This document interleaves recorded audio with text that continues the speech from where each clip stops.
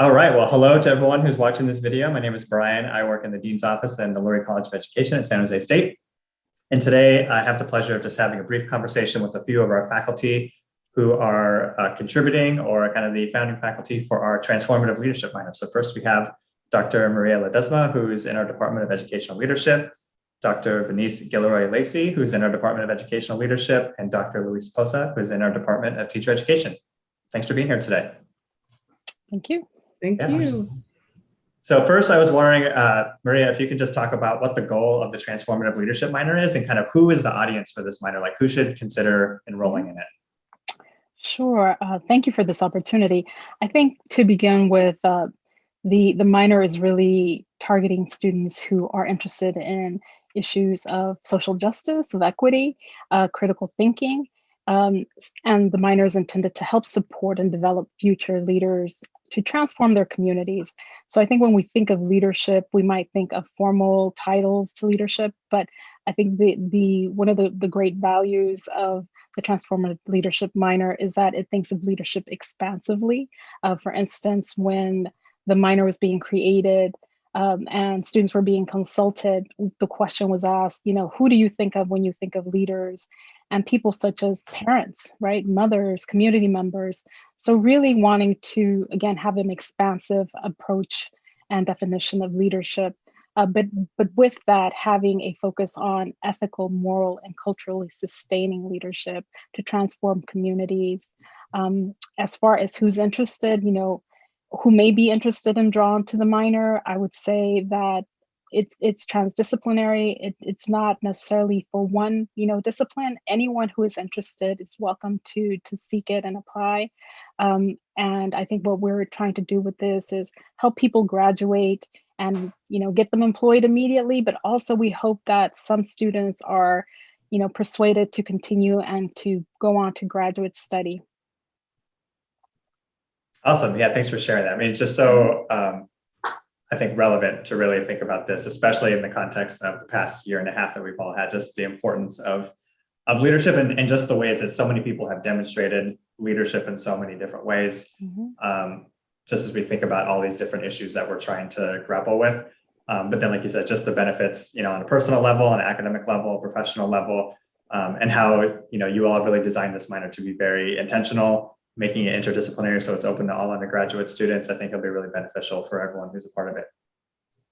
So next, I was wondering if you all could just provide a brief summary of the courses that you're teaching and what is it about those courses that makes you excited to teach them? I'll go. So I'll be teaching along with Maria. She has one section and I have another. It's called EDLD 160. It's basically called First Generation College Student Pathways, Becoming Key Holders. Key holders is a huge word there. So I'm excited to teach this course because I think it's so important to expose first gen students to opportunities like research, to reflect, to explore, understand, broaden perspectives concerning race, gender, and key issues in our society related to vast diversity in our schooling experiences and communities. So in this class, we're going to analyze the intersections of race and identity and discuss the politics of power, identity, and representation within education and even in their own communities.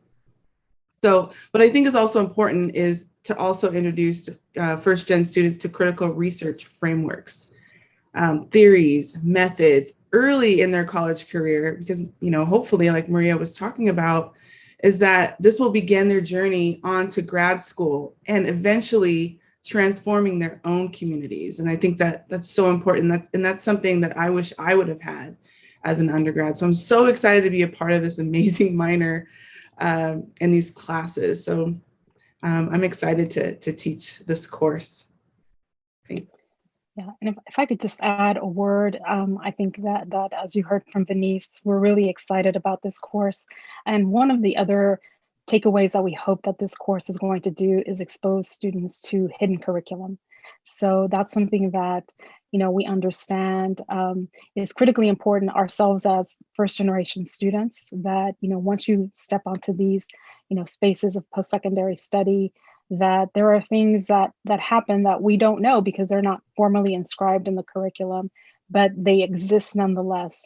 So really equipping students with the tools to understand, first of all, that there is a hidden curriculum, and then how do you maneuver going forward so that you have that tool as you continue either your educational journey or beyond.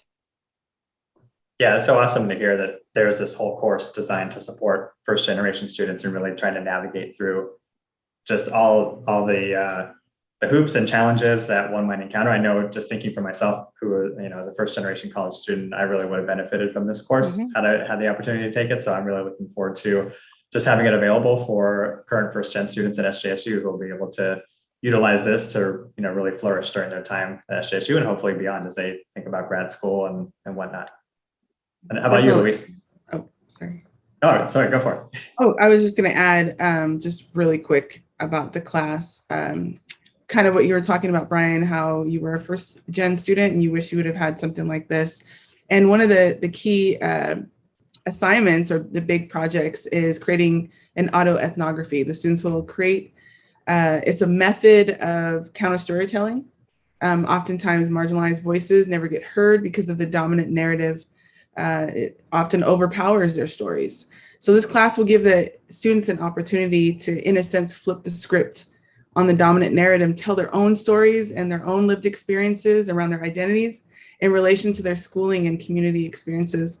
And at the end, we hope that we can gather all like an anthology of stories from first gen students and continue it on year after year so that newer students can come back and read it and learn about the potential barriers and roadblocks they may face in higher ed. And then it also will help them navigate their lived experiences and their schooling experiences. So that's one of the exciting things about this class is really being able to take control of their own story and their own narrative, and then also reaching back and helping future first gen students as well. Yeah, that's awesome. It sounds like a really just one like very introspective, very empowering assignment, I guess, if you even want to call it that, activity kind of process to go through. But then, like you said, just the community resource that it becomes by everyone participating in that, I think will be really beneficial too. That's awesome. Okay, thanks. Luis, go for it. Yeah.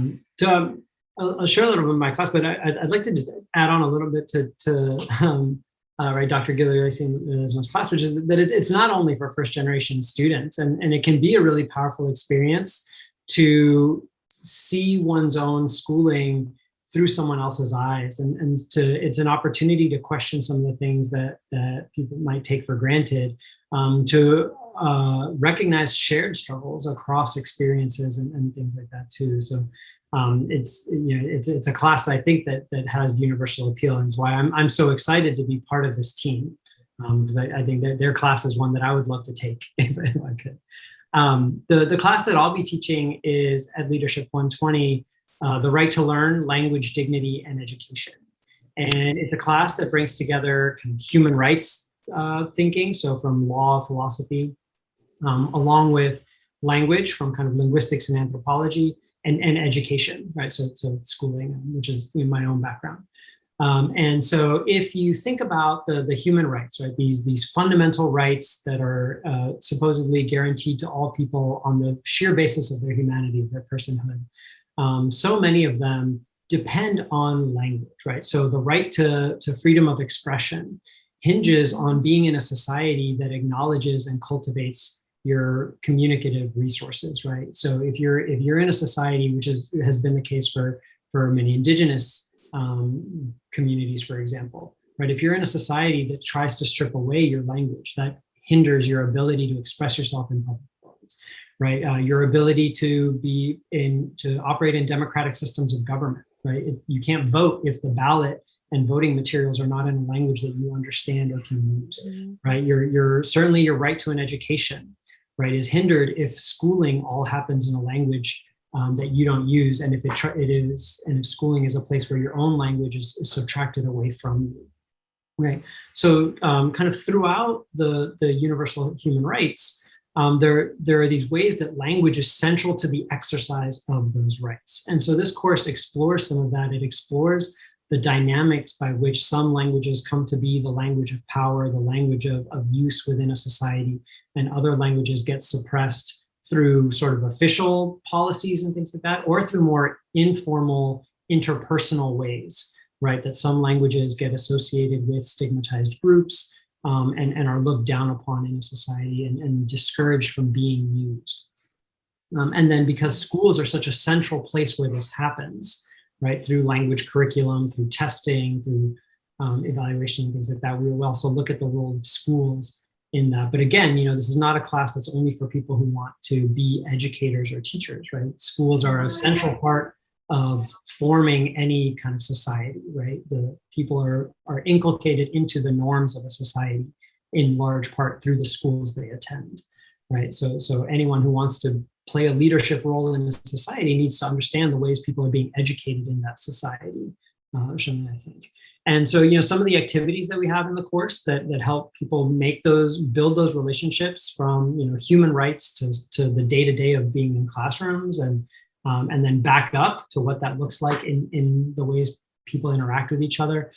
We have activities like going out into the community and just looking at the ways that language is represented, the different languages that are represented, group work and collaboration, investigating a situation of language rights. It can be domestically or internationally, right? And ways that people have mobilized to protect their language rights or their cultural rights through language. So those are activities that we have. And this is a course that I designed new at San Jose State, but it is based on a course I taught previously that, there was just a blast to teach, and there was always a revelation, right? So folks would come in from engineering where they'd been told that there's the language of science and the language of this. And for them to be able to then realize the ways that language is so inculcated in their ability to meaningfully participate in activities and give word to that. Students from across majors really enjoyed and loved that class. And so that's what made it so special to teach. Yeah, that's awesome. I appreciate just how you kind of framed the class and like why it is what it is and how it came to be and why it's important to you. And I think just because of that, you're able to see like how relevant it is to all of us, right? Just because language is so universal, just to our experiences, how we navigate the world, how we communicate with one another. But then, like you said, how certain people may get certain levels of access that other people don't, or access to power and resources and all those things. And there was kind of that connection too between both of these courses too, right? It's really how they're just thinking about recognizing and addressing power, which is kind of sometimes this kind of abstract, not always very explicit thing, depending on what kind of environment you're in or where you're trying to navigate, and then thinking about how leadership plays a role in all this as well. So it's just really cool and exciting to hear about. And I appreciate you all just sharing some examples too of what some of those different assignments will look like, or activities and experiences in the class, to really think about how students are going to get this experience of both like the theory and the research, and combining that with the practice to really synthesize all those things together over the course of the courses and the minor. It's really awesome. Thank you. So I guess with that, is there anything else that you all feel like is worth highlighting that I haven't asked about with regard to your classes or to the minor? Yeah, I guess one thing I will add is you heard Dr. Lurie Lacey mention in our assignment the framing it as a counter story. And one of the lenses that we're going to use in our classes is critical race theory, which also has been in the news, and which also is going to tackle power, and we think is critically important in terms of, again, creating transformative leaders. So I think one thing maybe that I'd like to mention is that, yes, while we have explicit, course learning outcomes, I think across the board through the classes, we want students to feel validated in their presence on campus and to feel empowered to move forward, not just in the minor, but in their education across the board with the tools and skills they need. And also to begin to, proclaim themselves as scholars. The reason that they're on campus is that they earned admission. It was not given to them. They earned it. and to occupy space. This is their institution. So, talking back to the research and, using their voice, we want to hear it in the classroom. Totally. Yeah, I picked up on that. What's kind of a common theme too among all of you.